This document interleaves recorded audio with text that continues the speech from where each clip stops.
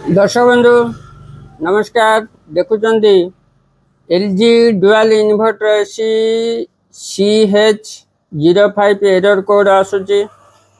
आओ प्रत्येक एसी रे किछि नाही किछि प्रॉब्लम हेले किछि ना किछि एरर कोड आसीबो।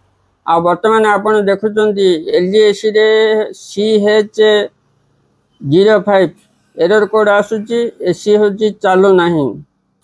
आओ दर्शक बंधु आपण मैंने देखिले वीडियो रे LG dual inverter AC CH05 error तार प्रॉब्लम हैला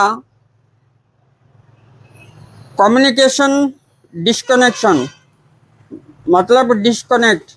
जदि कम्युनिकेशन रे माने हमरो एलजी रो डुआल इन्वर्टर एसी प्राय सब इन्वर्टर एसी रे गोटे एक्स्ट्रा कनेक्शन रोजी कम्युनिकेशन जोटा कि नॉर्मल एसी रे रहु नै।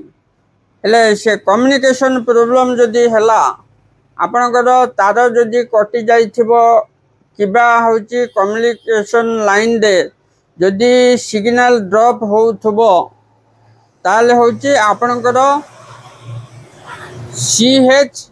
CH05 error show करिवो। आउ आपनकर एसी होची ऑन हबो नाही, चलिबो नाही, कूलिंग भी हबो नाही।